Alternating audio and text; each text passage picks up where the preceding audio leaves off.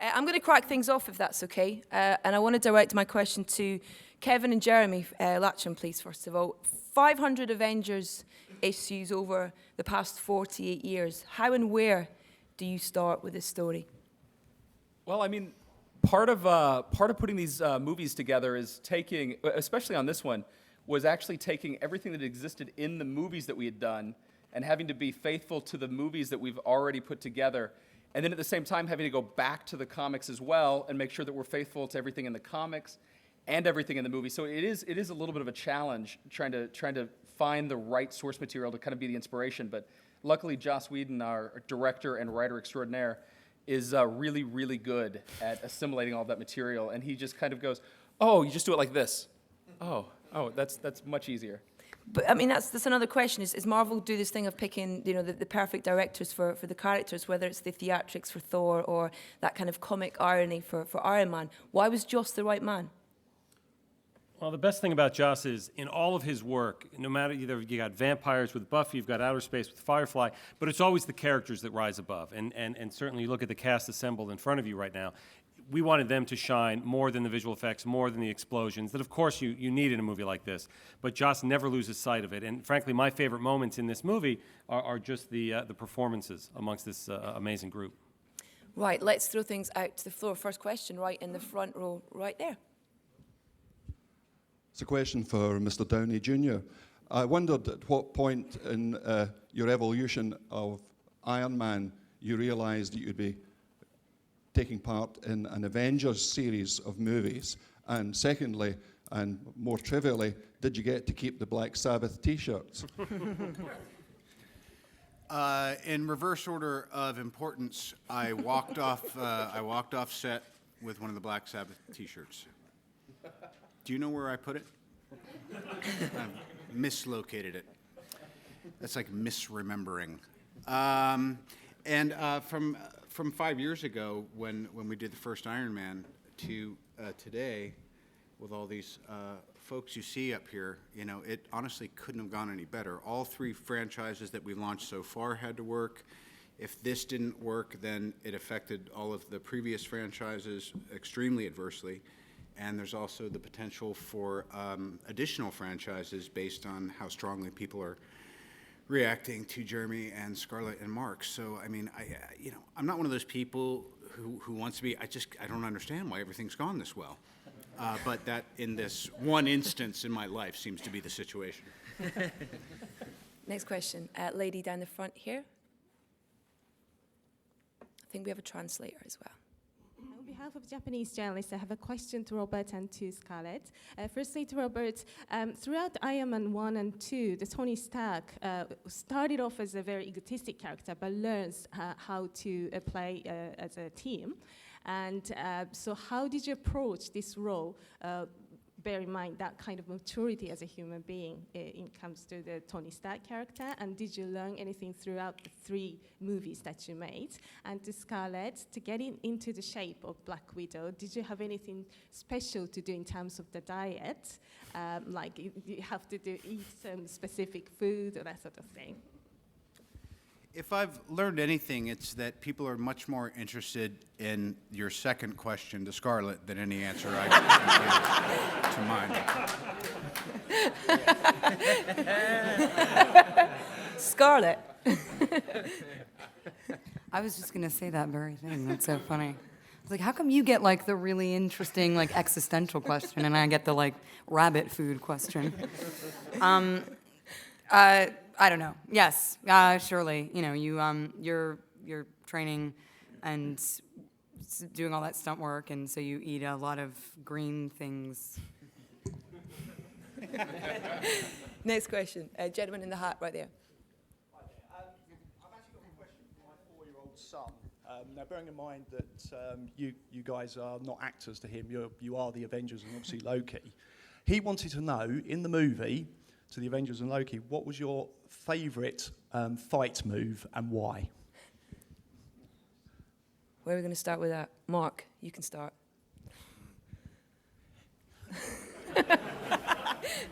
There's just so many. You mean Bruce? I'm Bruce, right now. Sorry, Bruce. Bruce. Not the other guy, Bruce. My favorite fight move is when you slam Loki repeatedly. Yeah. That's kind of my favorite too. It's Loki's favorite as well. It is actually. It was, wasn't it? Yeah, yeah. Partly because there's some the strange small person called Tom had to do most of that himself as well, hurling myself into the air and throwing myself to the floor repeatedly. I must have looked like a lunatic, which kind of describes Loki quite adequately as well.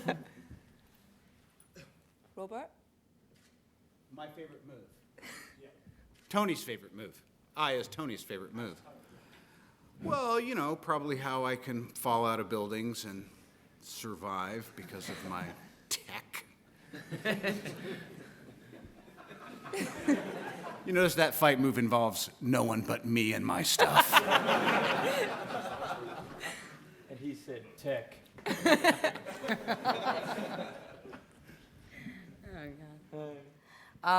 I like my favorite fight move, or Natasha's favorite fight move, is probably, what's it called? The thigh grip? What'd you call it? The master thigh hold? Well, to be The choked thigh out master by your hold. thighs The thigh would be a master good hold. way to go. Yeah. That's my favorite move.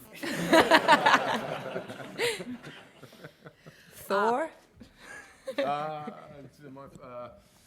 Probably the summoning, the lightning, and the cracking on the ground, and the ripple effect it has on the earth, which we didn't do in this film, but we did in Thor 1. So maybe Thor 2, we'll do it again. Kobe, what about you? I like any time Hawkeye is shooting in one direction and looking in the other. Clark? Generally, Agent Coulson's weapon repertoire exists of only one thing, which is a snide retort. But in this movie, he does what any sane human does. When faced with this threat, he reaches for the largest gun you can possibly imagine. Okay, next question. Gentleman there. Yeah. Hi there. Question for Scarlett and Kobe. Working with Joss Whedon, who's obviously renowned for creating these strong female characters, was that something that really came across during production of what is traditionally seen as quite a male-dominated genre? Could you tell us a little about that, please?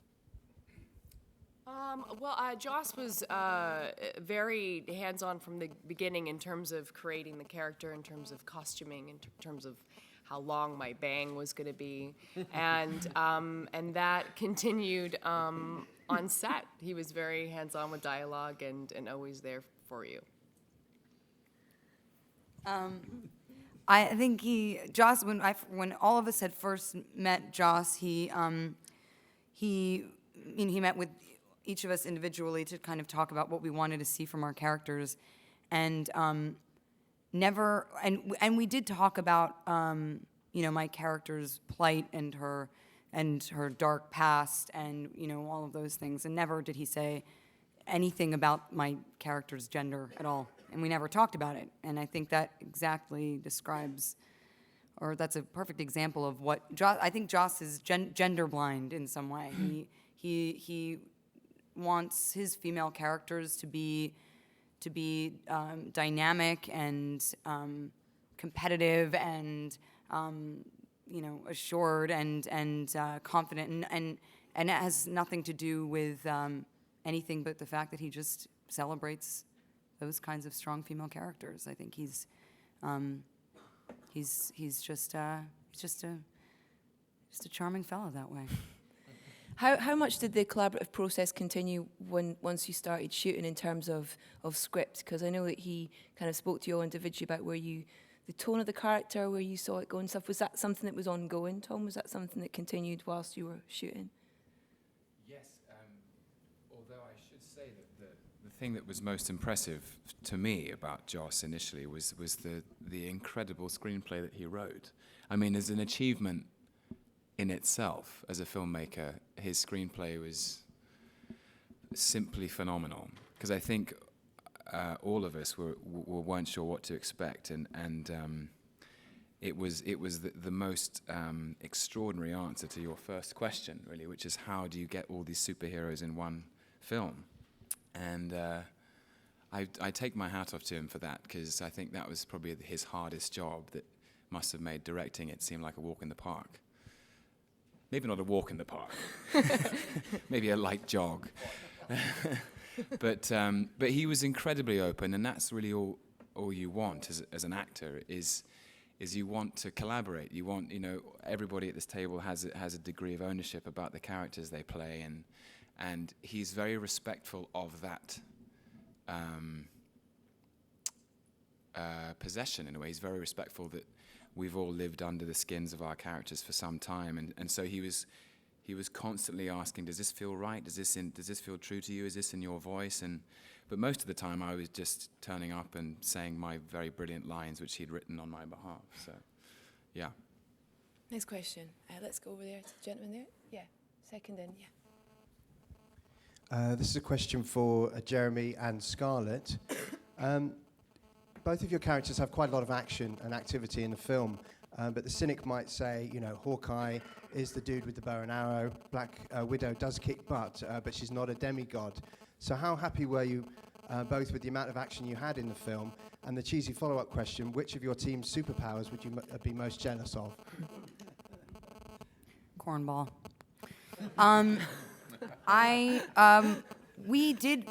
I think me and Renner and Tom probably spent the most amount of time in the stunt gym, just because we have these huge choreographed sequences that are just, they're intense. So I was happy. I'm happy to do that. I mean, we have such an amazing stunt team, and a lot of them came off Iron Man 2. And we spent so much time in the stunt gym that we kind of built like a family with those guys. And what is that? Someone's phone. So annoying. I think it might be this phone. Let me see. Hello? Hello? Nick Fury. Yeah. But it's great. It's great. It's great fun to do it. Everybody, we all as characters and as actors in this film have our burden to bear. But it's certainly the stunts they paid off in the end, right? I'm severely jet lagged. I have no idea what you just said. I don't know. You just answered somebody else's phone. Yeah. I want your superpowers. Oh yes. I don't want any superpowers. No, we don't want any superpowers. We decided we'd rather be skilled, because your superpowers can maybe disappear. Is that what we thought? Sure. Yeah. Yeah. Like if Thor lost his hammer, Yeah, he'd what still would you kick be? my ass probably, but at least I don't know. I'd have a fighting chance in it. I still have the skill set. I found the fight scene between you guys was the one of the most satisfying, because it was grounded in the most reality, and the incredible sort of choreographed hand-to-hand sequence. It was hugely impressive. Thanks. No worries. I'm going to go to this gentleman here. There's been crossover in comics for years. There's been ensemble movies, superhero movies before. This was the first one that feels like it's combined the best elements of the two. I wonder how you approach that. Do you approach that as translating a comic and that mentality to the screen, or is it very, very different, the whole methodology of actually producing a big superhero ensemble movie? Well, it always starts with wanting to replicate the experience that comic readers have had for years and years. Whether that's experience of turning the pages. Joss, in another interview recently, described that his sense of pacing and editing actually came from the experience of reading panels and turning the page. And every time you turn a page of a comic, there's something new, there's something else that catch your eye, and sort of scene structure was very sort of informed by that. For me, it was the notion of reading the Marvel comics and not knowing who would appear in what, because they all exist in this same universe. And obviously that hadn't been done before, and now that once Marvel we started making our own movies and we had the entire library, I thought, wouldn't it be fun to start doing that? And the Avengers as a comic wasn't just cool because it was all these characters together. It was cool because all those characters from different books that you'd read and loved now coming together. So we knew we wanted to have all the individual movies first before we teamed it up. But it's all about trying to get that experience to as broad an audience as possible. Third row in the middle there, please. Yeah. Tom, you're quite a voracious Twitterer, but they can be quite an intense fan base, these type of movies. So I was wondering if any of you decided to avoid going on the internet at any time, particularly Mark, who was obviously a new boy to the scene and might fear what the preconceived ideas were. One of the strange things about being in these films is that we're lucky enough to have a fan base. I mean, it's so often that you make a film and you put your heart and soul into it and you really care about it and you think it's half decent. then you turn up and say, does anyone want to see it? And maybe nobody does. And we're lucky that we already have people who love the characters as much, if not more, than we do. I find it sort of thrilling that there's a pre-existing passion for the material in a way. And it's like I don't know, it's just a privilege, actually. It really is a privilege to have people who care so much. And rather than being paralyzed by a fear of what they might think, it's fun as a challenge to deliver what you hope they might enjoy. I was overcome by a moment of very poor judgment early on by going online and seeing the response to me coming in and stepping in for the new banner. I won't do that again. It wasn't glowing, and I found the fans' exuberant passion to be very, very brutal.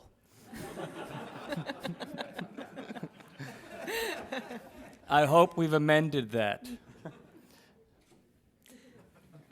At the end, third row back there, yeah. Question for Kevin. Up until a couple of months ago, this film in the UK was just The Avengers. Now it's Avengers Assemble. Just wanted to get the reasoning behind that, thoughts on the title change, that sort of thing. We thought, wouldn't it be nice for our English fans to give them another word? So now you have 2 words in the title instead of 1 word.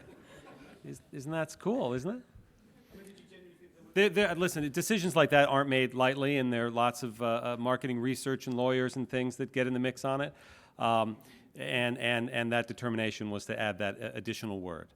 But the logo still is the A and looks cool, and it has it all together, and it's the same movie. Down the front here. Hi guys. First, I've just seen the film. Oh, thanks. I've just seen the film and I thought it was amazing, which no one's really said yet, but I thought it was fantastic.